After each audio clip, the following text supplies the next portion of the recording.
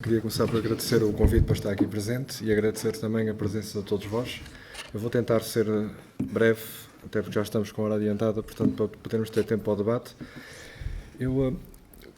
Quando me pediram para fazer a apresentação desta carta encíclica de Louvado Sejas, eu fiquei extremamente feliz, porque eu já queria ler a carta há algum tempo e vários afazeres estavam-me a impedir, e assim foi a maneira, de facto, de conseguir de dedicar o tempo para lê-la mais cedo, qual que faria de outro modo. E após a leitura da carta, aquilo que eu me apercebi era algo que eu já tinha reparado também na exortação apostólica anterior e também na primeira carta encíclica do Papa Francisco, que é, no que diz respeito, por exemplo, a área que pediram para referir, sobre a qual falar, que é a economia, o Papa Francisco, de facto, continua a ser o líder mundial com a visão mais profunda sobre o problema. Isto é, existem diversos líderes mundiais que dizem, ou melhor, deixa-me pôr as coisas de outro modo, existe muita gente a dizer coisas interessantes e importantes sobre a economia, mas não são pessoas com influência. E existe também muitos líderes mundiais influentes, mas não dizem coisas interessantes nem importantes sobre a economia. Portanto, o Papa Francisco parece-me ser a única pessoa que de facto conjuga as duas coisas. É o líder mundial que tem a visão mais profunda sobre os problemas da atualidade, que são, como a professora Rosalina estava a dizer bem, interligados, quer dizer, não se pode ver a questão económica e social separadamente da ambiental. Eu já vou falar sobre isso. E, aliás, quando basta ligar as televisões e qualquer coisa que esteja a dar nas notícias, uma reunião de ministros das finanças do Eurogrupo, uma pessoa vê aquilo e fica a pensar, se o Papa Francisco tivesse ali, dava uma lição de economia a esta gente toda, que não sabe realmente o que é que está a fazer. Eu não estou a dizer isto em tom de brincadeira, eu acredito mesmo nisto. Tem também muitos conselheiros económicos por detrás, alguns deles nós vamos sabendo quem é, e são de facto os tais economistas que dizem coisas muito importantes e interessantes, mas que não têm grande influência. Mas tal como desde o tempo também do São João Paulo II e também do tempo do Bento XVI, a Pontifícia Academia das Ciências Sociais em Roma tem sabido ir buscá-los, tem sabido de facto ir buscar aqueles que têm uma visão mais profunda do problema e por isso acaba por produzir os documentos mais profundos sobre o tema. Aliás, a doutrina social da Igreja, como o Padre Júlio estava a dizer, remonta até a Rerum Novarum, de 1891. Em 1991, o São João Paulo II fez a encíclica Centésimos Anos para comemorar os 100 anos dessa encíclica, e já aí ele começava a fazer uma distinção, que era a distinção entre o que é uma economia de mercado e o que é o capitalismo. Porque hoje nós às vezes temos a tendência para confundir as duas coisas, para pensar que economia de mercado e capitalismo é a mesma coisa.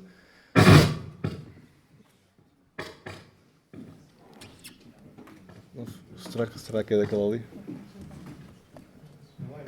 Não é. Tem a ver com os fios. Vou tentar não tocar muito na mesa, então. Está-se a ouvir bem assim? Sim.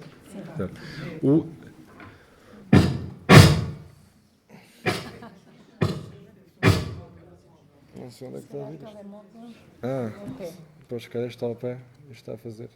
Desligar o telemóvel, talvez. Não posso é controlar as horas, portanto, depois digam para eu me calar quando for.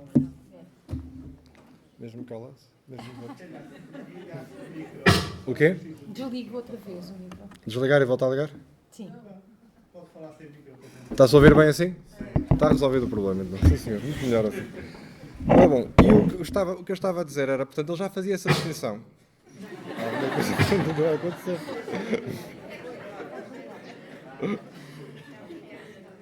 Há aqui uma pequena sabotagem. É. Está tudo desligado. Está tudo desligado? Então, só o seu ar-condicionado a tentar ser ativado, não sei. Isto vem daqui. Tem das colunas. É das colunas, O que quer dizer que não faz diferença nenhuma ligar isto ou não, não é? Não faz. Bom, de qualquer maneira, então, mal por mal, ao menos com isto, fica o volume mais alto. Ora bom, ele já fazia uma distinção entre a economia de mercado e capitalismo, porque nós atualmente temos a tendência para pensar que vivemos numa economia de mercado. Nós, de facto, a economia de mercado, tal como era definida pelos economistas, Adam Smith, começaram a estudar estes fenómenos, era uma economia em que havia um mercado descentralizado, em que não havia uma grande concentração de poder. E a partir de determinada altura, isto assim a gente não vai conseguir falar. É melhor desligar. Mas mesmo assim não sei se terá a ver com isto. É isso que nós estamos já a tentar fazer. É. Está desligado? O Ricardo já tratou disso. Ora bom, vamos tentar agora retomar o fio à meada. Isto é por causa de estar a referir a distinção face ao capitalismo, já começa a haver aqui alguma sabotagem anticapitalismo. Aqui isto, quando se fala de capitalismo, a coisa torna-se sempre polémica. Ora bem, e o que esta encíclica demonstra é que de facto, nessa avaliação que o João Paulo II fazia, já do modo, dessa distinção que ele estava a estabelecer, o que nós verificamos é que as economias globais não evoluíram de facto no sentido de se tornar aquilo que nós chamamos de economias de mercado, com o poder relativamente descentralizado. Tornaram-se, pelo contrário, um processo de concentração de poder.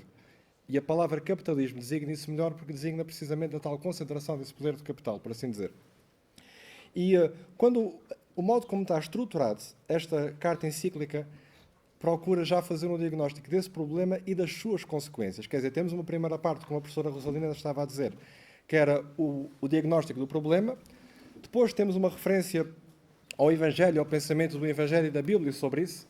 Embora esta carta seja dirigida a todos os habitantes da Terra, como é ali dito, faz também naturalmente referência à tradição cristã sobre este tema.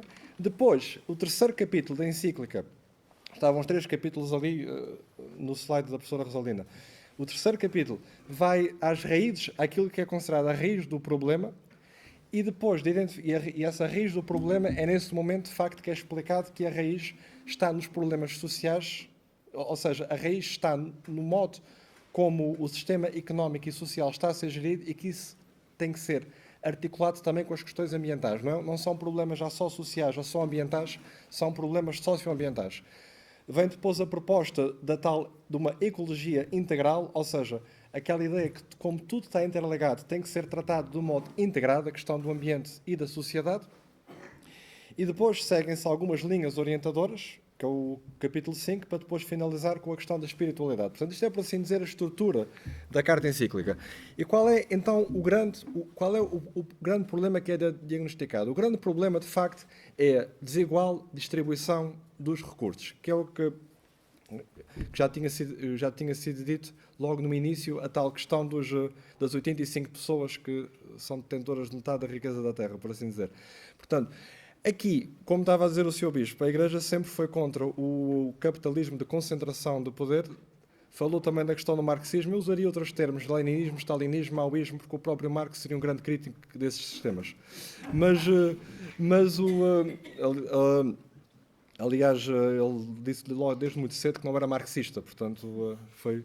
Mas o que acontece, a Igreja sempre se opôs, de facto, a esses dois processos, por serem processos de concentração de poder.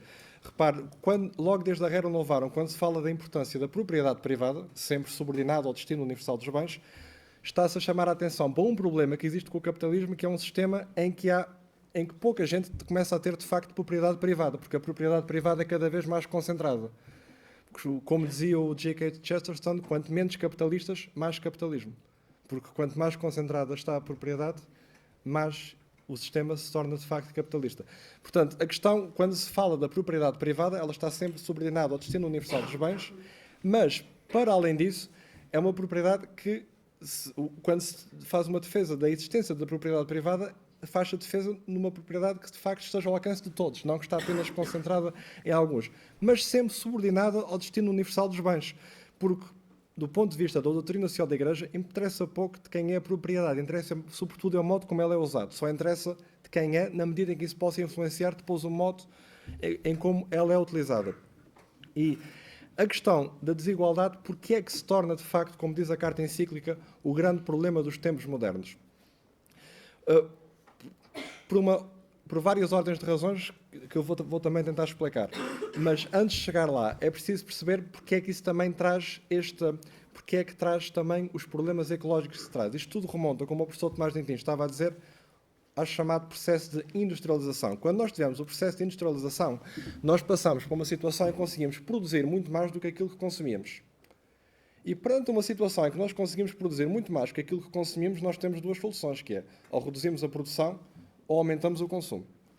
No entanto, como a força motriz do sistema é a maximização do lucro, como o professor Tomás Dentin estava a dizer, a solução que maximiza o lucro não é baixar a produção, porque aí vende-se menos. Portanto, a solução que maximiza o lucro é aumentar o consumo, que foi a solução que foi seguida. No entanto, para aumentar o consumo, isso também não maximiza o lucro, se forem dados meios aos vários membros do planeta para consumirem. Porque aí está a haver uma distribuição da riqueza e não se consegue a tal maximização do lucro. Portanto, o modo como foi conseguido esse aumento do consumo foi através da extensão do sistema de crédito. Ou seja, atualmente nós vemos que existe crédito à habitação, crédito ao automóvel, crédito ao consumo, portanto, o crédito ao investimento, ou seja, o crédito e o sistema financeiro tornaram-se absolutamente essenciais para a criação dessa tal procura.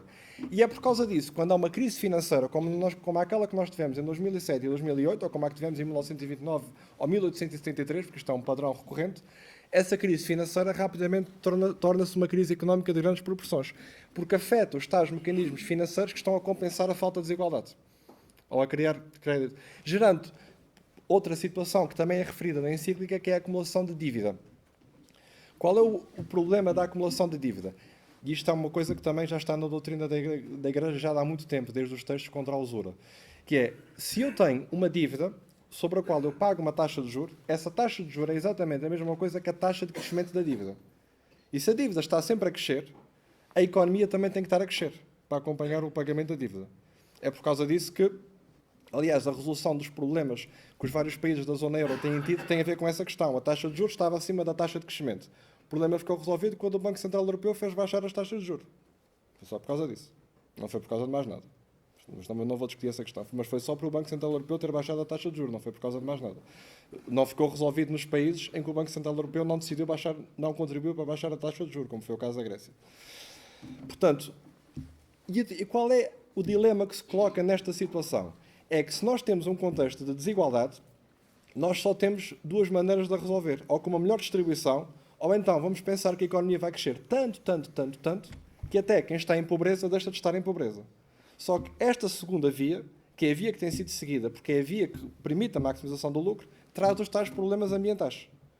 E vem daí a tal interligação entre todos estes problemas. E é por isso que na carta encíclica diz que isso tem que ter de ser tratado de acordo com uma ecologia integral.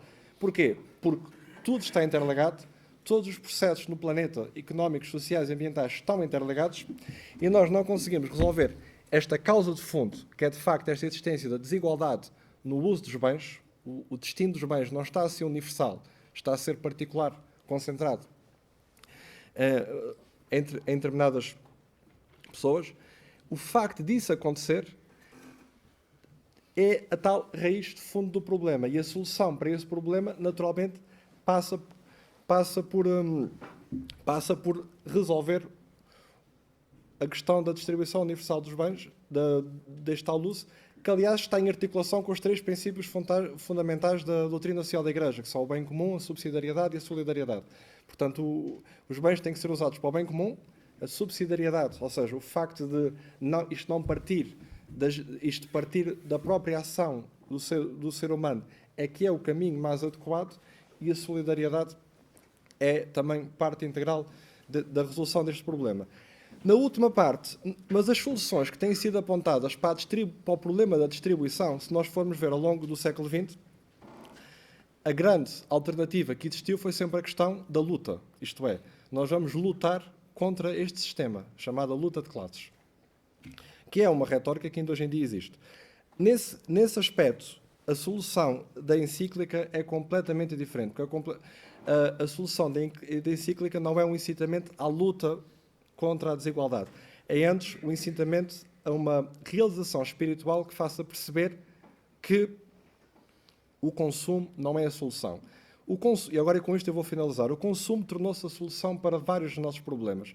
Tornou-se uma solução económica para o problema de nós produzirmos demais. Como nós produzimos demais, vamos então consumir muito para poder maximizar o lucro e absorver toda esta produção, porque senão há uma crise de procura, há uma crise económica.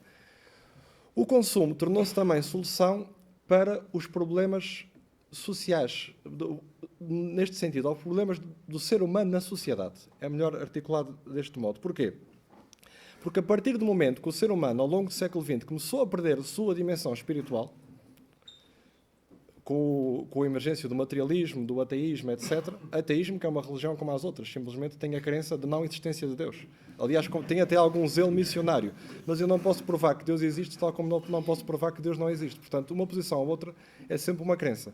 E o próprio agnosticismo também é uma crença, só que enquanto o ateísmo é uma crença ontológica, tem a ver com a existência de Deus, o agnosticismo é uma crença epistemológica, tem a ver com o facto de eu achar que não posso ter conhecimento de Deus. Como é que eu sei que não posso? Quer dizer, é uma crença. Portanto, e esta mudança da religiosidade ocidental, que eu não diria um abandono da religiosidade, eu diria que foi uma mudança do tipo de religião, passamos por outros tipos de crenças. Isto pode parecer todo brincadeira, mas eu quando vi a Inglaterra, eu fiquei completamente convencido que existe um grande espírito missionário no ateísmo. Portanto, fiquei fortemente convencido. Portanto, que com aquela ideia que tudo se resume a átomos e vazios, que vem de uma ontologia atomista, por assim dizer. Portanto, esta ideia, de facto, que é uma crença como as outras, naturalmente. Mas, a partir do momento que existe esta crença, o ser humano, que por vocação é feito para transcender-se, não encontrou para onde se transcender, porque não havia mais nada. E como não encontrou mais nada para onde se transcender, voltou-se para o consumo dos bens materiais. Porque dá-se na primeira aula de economia, eu não dou, mas costuma-se dar, que eu já deixei de dar, mas que os agentes económicos estão permanentemente a tentar maximizar a sua utilidade. Nunca estão satisfeitos, a preferência é localmente não saciada. Eu dou que os agentes económicos estão cada vez mais orientados para servir os outros. Muito bem. Portanto, mas não é o que está nos livros. Fazes bem fugir aos livros. E, portanto, o que acontece é que, como o ser humano tem essa procura de algo mais do tal infinito, manifesta essa procura infinita, tal como está nos livros de economia, na procura dos bens materiais. E porquê? Porque já não tem onde ir procurar fora dos bens materiais. Mas isso nunca consegue realizar o ser humano. Nunca consegue realizar porque compra uma coisa, depois já se fartou dessa coisa e vai comprar outra. Porque tudo comprar é finito e não satisfaz o desejo do infinito, por assim dizer. É como aquela coisa. Hoje estou a dizer, quem está com uma depressão, às vezes vai comprar roupa, vai comprar isto, etc. Mas depois, passado um bocadinho, o problema de fundo não está resolvido. E isto é a questão que está no capítulo 6 da encíclica. De facto, está na página 136, se não me engano, no parágrafo 203, chama a atenção para o facto que, de facto, essa procura do consumo não satisfaz plenamente a espiritualidade humana. E reparem que na própria sociedade o consumo tornou-se uma espécie de maneira de tentar obter o respeito do próximo. Porque as pessoas agora... Na Idade Média, as pessoas hierarquizavam-se pelo brasão da família, se era conde, se era visconde, a nobreza tinha um grande peso na sociedade. Hoje em dia, as pessoas parece que se hierarquizam por quem consegue consumir mais. Quem tem um Ferrari, depois este só tem um Porsche, depois este só tem um Lamborghini, depois aquele este só tem um Audi, o outro só tem um Volkswagen, agora está um bocado mais complicado. E portanto, principalmente no contexto ambiental, portanto, o que acaba por acontecer é que, de facto, o consumo é não só resolução para o problema económico da procura agregada, mas também a resolução para o problema social de como eu vou posicionar na minha sociedade e hierarquizar, por assim dizer. E acaba por ser o consumo que, de alguma maneira, resolve os problemas económicos, sociais e tenta resolver os problemas também espirituais. Quando eu digo social, é o problema do posicionamento na sociedade, certo? E também o problema espiritual da tal falta de alguma coisa, como eu não encontro em nenhum infinito, eu vou procurar em coisas finitas, mas como elas nunca satisfazem o infinito, eu estou sempre a comprar mais, por assim dizer. E, portanto, ou seja, resumindo e concluindo, a encíclica faz um diagnóstico do problema. A encíclica aponta, de facto, a desigualdade como o grande problema, fala das finanças, fala, de facto, do mundo financeiro e essa procura do lucro e a dívida como método de instrumentalizar os países, que é, de facto, o que está a acontecer. Nós também somos um país nesta situação.